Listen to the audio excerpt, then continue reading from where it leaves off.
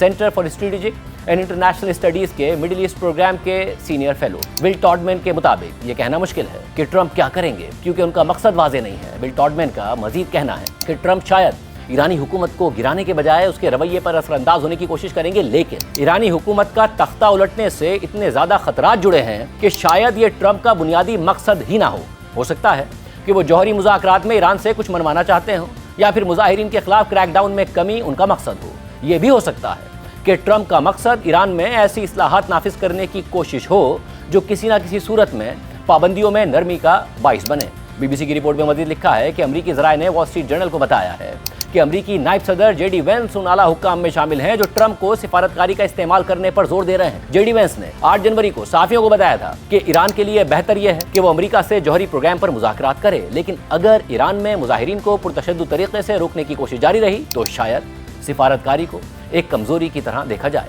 शायद इसीलिए एक ऐसे वक्त में कि जब ईरान से काफ़ी परेशान कुन तस्वीर सामने आ रही हैं, सदर ट्रंप का कहना है कि वो सिफारतकारी से पहले भी कुछ कर सकते हैं। चंद अफराद का मानना है कि एक महदूद पैमाने पर हमला मुजाहिरीन की हौसला अफजाई कर सकता है और ईरानी हुकूमत को खबरदार कर सकता है कि इससे भी बुरा हो सकता है। थिंक टैंक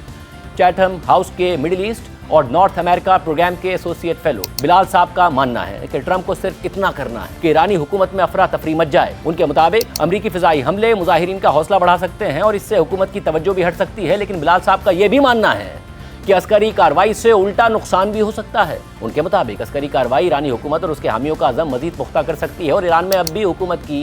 हिमायत काफ़ी बड़े पैमाने पर मौजूद है। BBC की रिपोर्ट में मजीद लिखा है कि यकीनी तौर पर अमरीकी सदर ट्रंप को काफ़ी सोच समझकर फैसला लेना होगा, क्योंकि ईरान भी ये धमकी दे चुका है कि किसी किस्म की अस्करी कार्रवाई की सूरत में जवाब दिया जाएगा और ईरान के पास अब भी बड़ी तादाद में बैलिस्टिक मिसाइल मौजूद हैं। पूरे मशरिक़ वुस्ता में ईरान के इत्तेहादी और प्रॉक्सी ग्रुप्स या तो ख़त्म हो चुके हैं या फिर कमज़ोर हो चुके हैं, जैसे कि शाम के साबिक सदर बशार अल असद की हुकूमत का खात्मा हो गया, जैसे कि लबनान में हिजबुल्लाह के साथ हुआ है। लेकिन ईरान का एक्सिस ऑफ रेजिस्टेंस अभी भी मुकम्मल तौर पर ख़त्म नहीं हुआ है। यमन में हौसी और इराक़ में शिया मिलिशियाएँ अब भी कार्रवाई की सलाहियत रखती हैं। सदर ट्रंप से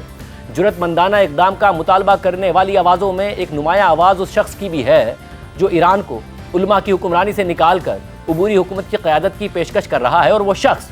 ईरान के आखिरी बादशाह के जिला वतन बेटे रज़ा पहलवी हैं, जिन्होंने CBS से बात करते हुए कहा कि सदर ट्रंप को बहुत जल्द एक फ़ैसला करना होगा और ईरान में कम से कम लोगों के मारे जाने को यकीनी बनाने का बेहतरीन तरीका यह है कि जल्द मुदाखलत की जाए ताकि ये हुकूमत ख़त्म हो जाए और हम जिन मसाइल का सामना कर रहे हैं उनका खात्मा हो जाए। रज़ा पहलवी की ये बात सादा लगती है, मगर व्हाइट हाउस में मौजूद अमरीकी ओहदेदार जानते हैं कि हकीकत इसके बिल्कुल बरक्स है।